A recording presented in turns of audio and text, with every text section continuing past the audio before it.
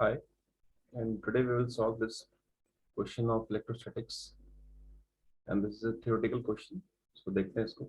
If a table tennis ball is covered by conducting paint and suspended by silk thread to hang in between two plates, तो एक silk thread से इसको suspend कर दिया.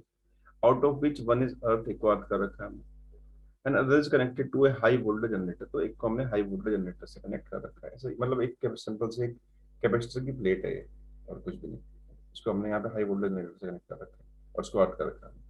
तो इस तरफ कुछ पॉजिटिव चार्ज है, इस तरफ कुछ नेगेटिव चार्ज है. तो बॉल को जब छोड़ा and ball is conducting given है हमको, कंडक्टिंग पेंट से कर रखा है, तो इसके पास स्टार्टिंग में एक नेगेटिव चार्ज इंड्यूस इस तरफ हो जाएगा और इस तरफ एक कुछ पॉजिटिव चार्ज भी इंड्यूस हो जाएगा. अब ये आपके पास हाई वोल्टेज जनरेटर है, तो इस तरफ कुछ एक फोर्स लगेगी F1 बाई कुलम्बिक फोर्स, जो पॉजिटिव चार्ज इस नेगेटिव लगा है, और कुछ फोर्स यहाँ पे लग सकती है F2 फोर्स, जो ये नेगेटिव इस पॉजिटिव पे लगा रहा है, कुलम्बिक फोर्स. अब देख सकते हैं कि अगर ये हाई वोल्टेज जनरेटर है तो यहाँ पे ज्यादा चार्ज है, तो ये कुछ इसकी तरफ अट्रैक्ट हो जाएगा, मतलब F1 जो है वो कुछ ज्यादा हो सकता है F2 से, तो ये इसकी तरफ स्विंग करने की कोशिश करेगा क्योंकि ये बहुत ज्यादा है. तो कुछ देर बाद सिनेरियो ये होगा कि ये बॉल इससे आके स्टिक हो जाएगी.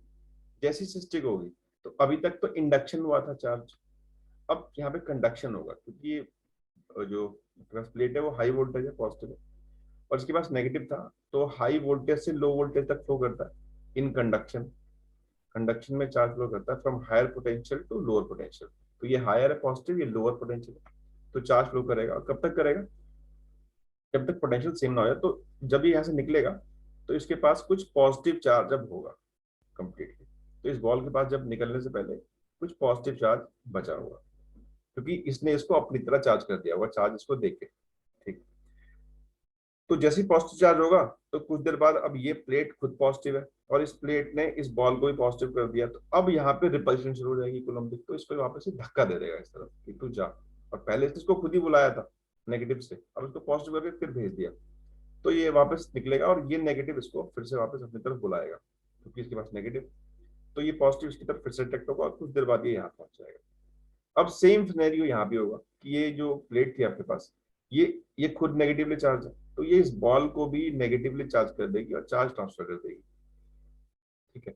तो जैसे ही इस पे नेगेटिव चार्ज हो जाएगा ये बाय कंडक्शन, तो अब ये फिर से इसको रिपेल कर देंगे, तो ये फिर से यहाँ से निकलेगी और इस तरह से फिर यहाँ पहुंचेगी, फिर से पॉजिटिव हो जाएगी, और इस तरह से इनके बीच में ही ऑसिलेट करती रहेगी बार बार. तो दोनों प्लेटें क्या कर रही है, कभी एक प्लेट खींचती है, वापस उसको धक्का दे देती है, फिर सेम चार्ज करके सेम ये प्लेट खींचेगी, वापस धक्का दे देगी सेम चार्ज करके.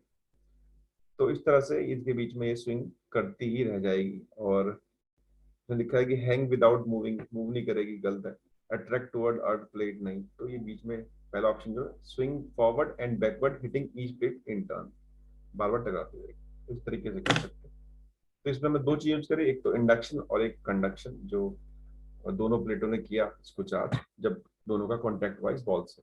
So that's it for this question. Thanks.